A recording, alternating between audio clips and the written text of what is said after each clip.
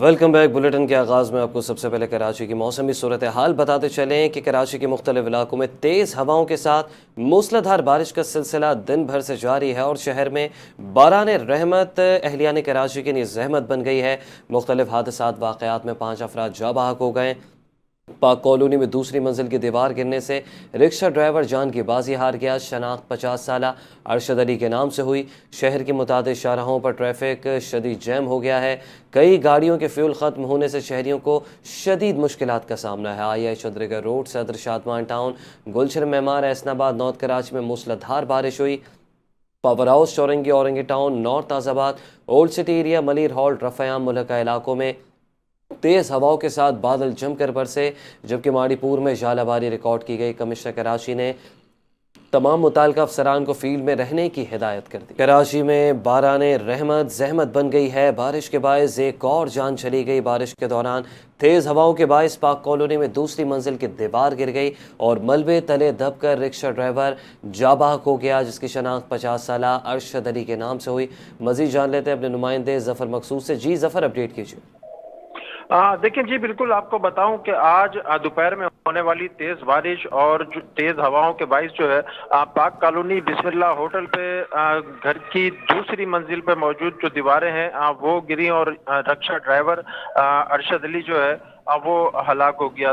یہ پاک کالونی کا ہی رہائشی تھا اور سواری لے کے جیسے ہی یہ بسم اللہ ہوٹل پہنچا تو سواری کے اترتے ہی جو ہے وہ دیواریں جو ہیں وہ رکشے پہ آگے گریں، جس سے جو ہے وہ رکشہ مکمل طور پہ تباہ ہوا۔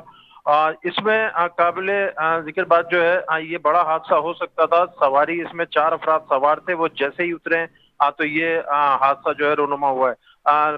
لاش جو ہے وہ ضابطے کی کارروائی کے لیے عباسی شہید اسپتال جو ہے وہ روانہ کر دی گئی ہے۔ متوفی 2 بچوں کا باپ اور گھر کا واحد کفیل تھا۔ جی ٹھیک ہے ظفر، اپڈیٹ کرنے کا بے حد شکریہ۔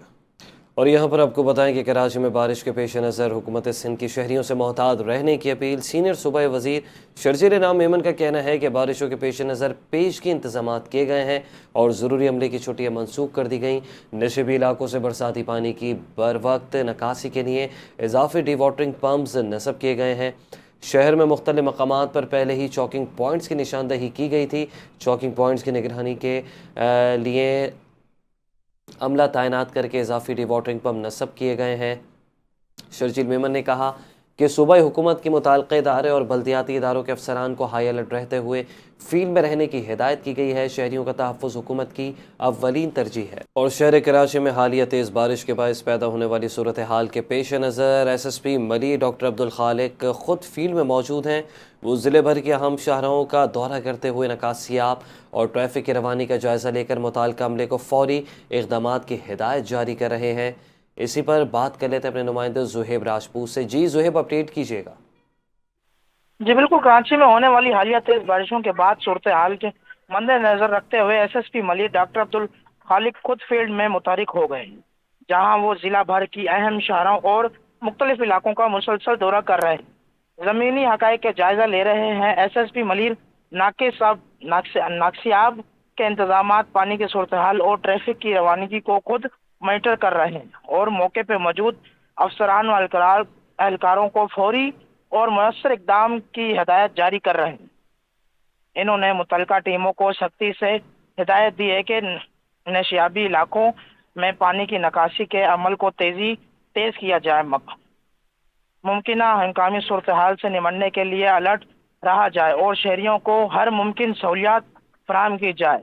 اس دوران پولیس اہلکار بھی سڑکوں پر موجود ہیں، صرف ٹریفک کی بحالی میں اپنا کردار ادا کر رہے ہیں، بلکہ شہریوں کی رہنمائی اور مدد بھی یقینی بنائے رکھے ہیں۔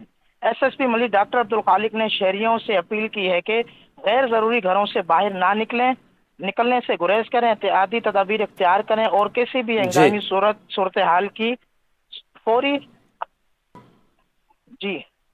ٹھیک ہے، اپڈیٹ کرنے کا شکریہ۔ بلوچستان کے مختلف علاقوں میں طوفانی بارش اور ژالہ باری سے نظام زندگی بری طرح سے متاثر ہو گیا۔ کوئٹہ میں تیز ہوا کے ساتھ موسلادھار بارش نے جلد ہلیک کر دیا۔ چمن قلعہ عبداللہ اور زیارت سمیت بلوچستان کے شمالی علاقوں میں طوفانی بارش اور ژالہ باری ریکارڈ کی گئی۔ بارش کے باعث सेब, खुबानी, चेरी, बादाम, इंजीर, आलूचे और अनार के बागात को नुकसान पहुंचा। हरनाई, चमन कला, सोराब और दीगर इलाकों में सैलाबी सूरत हाल पैदा हो गई, जिसकी वजह से राब्ता सड़कें बंद हो गई, गाड़ियां सैलाबी रेलों में बह गईं।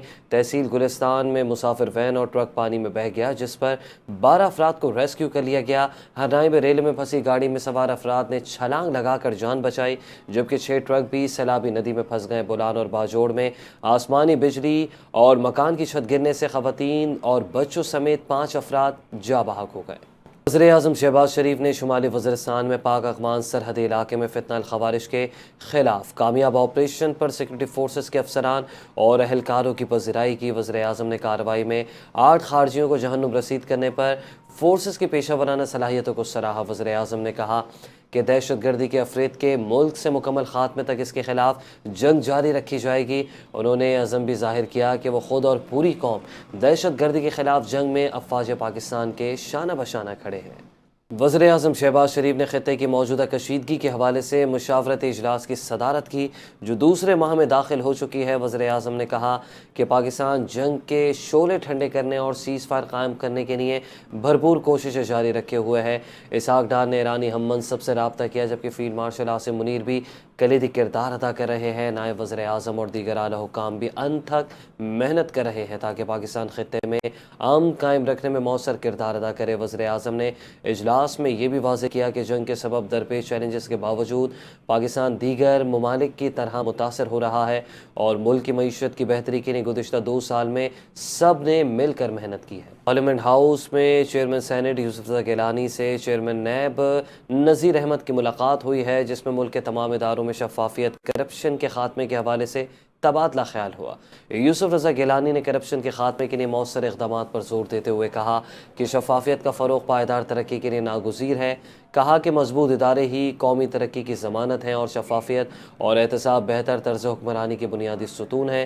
मुलाकात में सेनेट और नैब के दरमियान एहतसाब के फ़रोग़ के लिए मुश्तरका अज़म का इआदा किया गया और इदाराजाती ताउन के ज़रिए शफाफियत और एहतसाब के अमल को फ़रोग़ देने पर इत्तफ़ाक़ हुआ। चेयरमैन सेनेट ने नैब की 6 खरब रुपये से ज़ायद तारीख़ी रिकवरी, डिजिटल इस्लाहात और अवाम दोज़ इक़दामात को काबिल तहसीन करार दिया और कहा नैब रिपोर्ट 2025 शफाफियत के अक्कास अहम दस्तावेज़ है। चेयरमैन नैब ने भी एहतसाब के अमल को मज़ीद मजबूत बनाने, शफाफियत के फ़रोग़ के लिए हर मुमकिन इक़दाम उठाने के अज़म का इआदा किया। कहा कि कौमी वसाइल के तहफ़्फ़ुज़ के लिए नैब की कोशिशें जारी रहेंगी।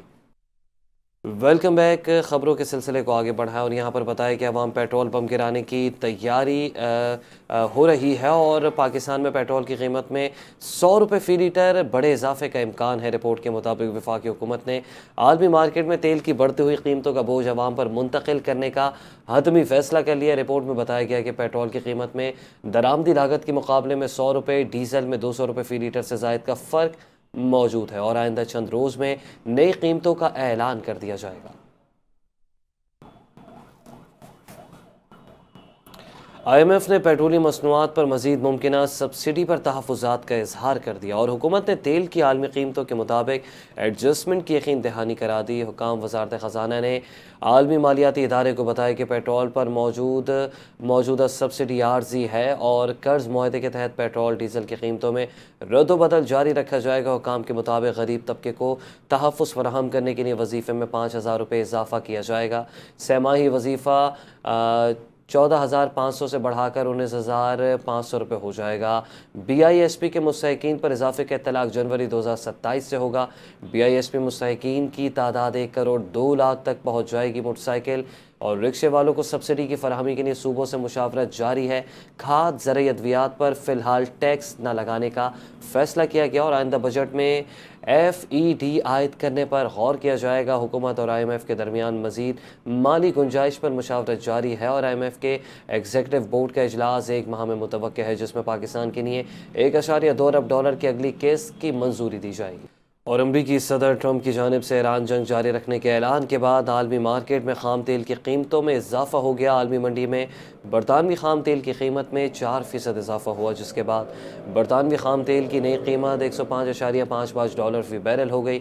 امریکی خام تیل کی قیمت بھی 3% اضافے کے بعد $103 فی بیرل ہو گئی ہے۔ ماہرین کے مطابق خطے میں ممکنہ عسکری کارروائیوں اور سپلائی متاثر ہونے کے خدشات کے باعث سرمایہ کاروں نے محتاط رویہ اختیار کیا، جس کا براہ راست اثر عالمی توانائی مارکیٹ پر پڑ رہا ہے۔ اسرائیلی فوج کے رات گئے تہران پر شدید حملے، سرکاری انفراسٹرکچر کو نشانہ بنانے کا دعویٰ کیا۔ ایران کے سابق وزیر خارجہ کمال پر اسرائیلی حملوں میں شدید زخمی ہوئے، جبکہ ان کی اہلیہ شہید ہو گئے۔ امریکی اخبار نے رپورٹ میں کہا کہ امریکہ مشرق وسطیٰ میں A-10 لڑاکا طیاروں کے بیڑے کو دگنا کر رہا ہے۔ ایران اور حزب اللہ نے جارحیت کے جواب میں اسرائیل پر میزائل داغ دیے اور دارالحکومت تل ابیب سمیت مختلف علاقوں میں میزائل گرنے سے مکانات، گاڑیوں کو نقصان پہنچا۔ خطرے کے سائرن سن کر بنکر کی طرف دوڑنے والے 6 اسرائیلی آبادکار بھگدڑ میں زخمی ہو گئے، جبکہ ایک ہلاک ہو گیا۔ بنکرز کو بھی نقصان پہنچا۔ ایران نے UAE میں 37 امریکی فوجیوں کو ہلاک کرنے کا دعویٰ کر دیا۔ ایرانی فوج کے ترجمان نے میڈیا کو جاری ویڈیو بیان میں کہا کہ پاسداران انقلاب نے UAE میں خفیہ مقام پر جاری امریکی فوجیوں کی میٹنگ کے مقام کو ہدف بنایا، جس میں 37 امریکی فوجی مارے گئے۔ ترجمان نے بتایا کہ خلیج فارس میں اسرائیلی حکومت کے تیل برادر ٹینکر ایکو آؤن کو بھی نشانہ بنایا گیا ہے، جس کے بعد اس اسرائیلی آئل ٹینکر میں آگ بھڑک اٹھی ہے۔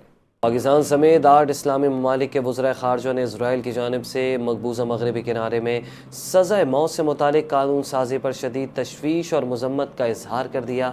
مشترکہ بیان میں پاکستان، ترکیہ، مصر، انڈونیشیا، اردن، قطر اور سعودی عرب اور UAE نے اس اقدام کو فلسطینیوں کے خلاف امتیازی اور خطرناک قرار دیا۔ وزرائے خارجہ نے خبردار کیا کہ ایسے اقدامات خطے میں کشیدگی بڑھا رہے ہیں اور علاقائی استحکام کے لیے خطرہ بن سکتے ہیں۔ بیان میں فلسطینی قیدیوں کی حالت پر بھی گہری تشویش ظاہر کی اور ان کے ساتھ مبینہ تشدد، غیر انسانی سلوک اور بنیادی حقوق سے محرومی کی نشاندہی کی۔ وزرائے خارجہ نے عالمی برادری سے مطالبہ کیا وہ صورتحال کا نوٹس لے اور خطے میں امن و استحکام کے لیے مؤثر اقدامات کرے۔ نیوز بلیٹن سے فی الحال اتنا ہی۔ دیکھتے رہیے NTN نیوز۔